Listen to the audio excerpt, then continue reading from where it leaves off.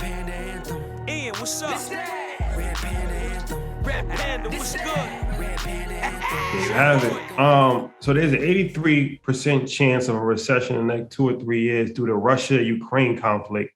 Will this shape any or form an effect in America? Or the global food crisis. Yes. The global food crisis? Yeah, global food crisis. Okay. 83% chance. My apologies. So not because of Russia-Ukraine, because of global food crisis. Well, the reason the Russia and Ukrainian crisis now puts a lot of pressure on commodities. So like wheat, soybean, and this interesting thing about media. This is what I always say. Well, the most important things that are, we talked about at the top of the show. Why don't more people know who Robert is? More people know Robert Kelly than they do Robert. So, right? Should not be the case. So when everyone was talking about the Chris Rock and the Will Smith thing, and can we please retire that at some point?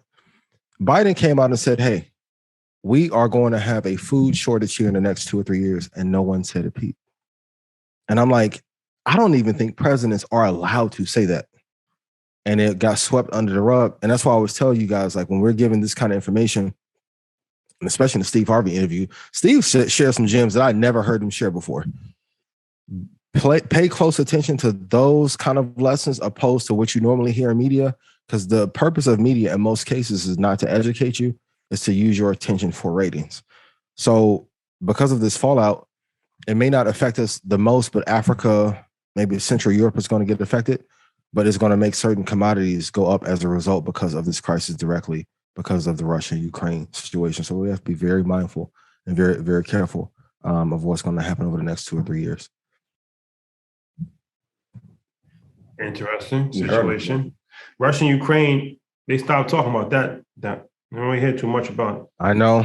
And of course, they're trying to be civil and work out the talks. But when you have egos clashing like that and then the timing of it, and then, I mean, if we can talk about it really quickly, now Russia has went to the Saudis and there's some negotiations of if rubles will be taken as payment, which goes to my grand conspiracy theory of like the involvement in crypto being tied to the fall of the American dollar. We have to be very careful because if we come off, because the only advantage that the American dollar has now, since we've been off the gold standard, is military power and petro dollar acquisition. If we lose our relationship with the Saudis and they don't use dollars to buy oil, we are going to be in trouble. So please read that Ray Dalio book, probably the greatest book on like macroeconomic cycles that you have to read to know where we are. But this is looking like a scary movie. If one or two of these pieces falls apart, it could be tough. So be mindful. I don't want to scare you, but I have to give you the truth. Be mindful. Apple is going to launch a subscription model for the phone. Mm-hmm. How will this hurt or help their business and stock? What kind of subscription is it going to be? So now, opposed to just having the software bundled, they are going to bundle all of the software and the ability to buy a phone.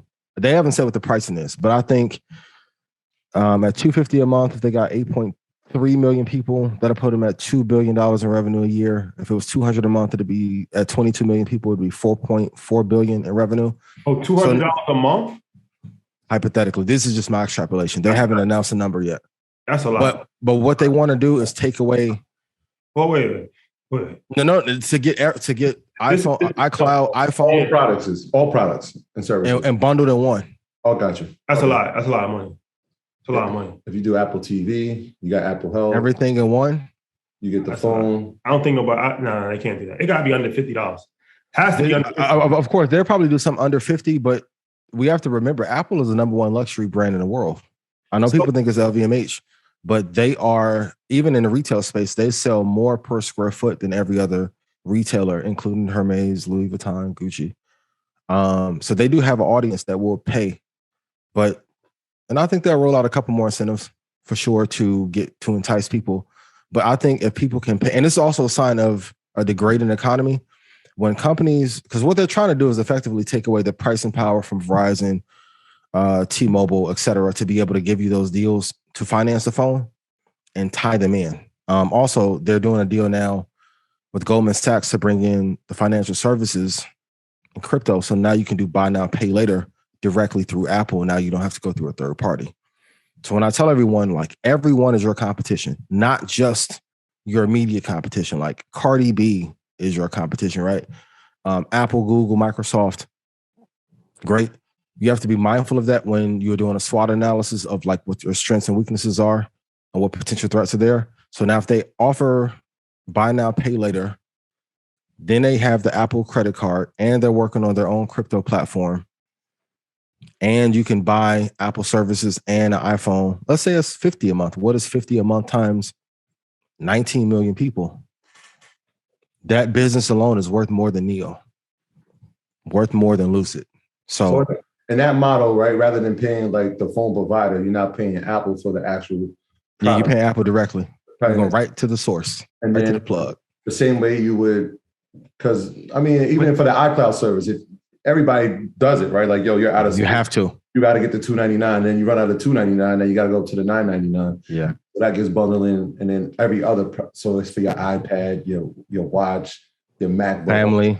So they will be the service, but then they would have to have towers and all that to be service providers because they're not service providers. That's why you need T-Mobile, Verizon. Yeah, because they actually provide the service. So you saying like Apple's going to cut them out and just be service? No. T-Mobile, they'll still serve as the service providers. They're just bundling more of the service to get the flow of business inside and get a bigger margin. Because remember, even when they first did the deal with AT&T exclusively when the phone first came out, and then they slowly positioned them out and made it non-exclusive.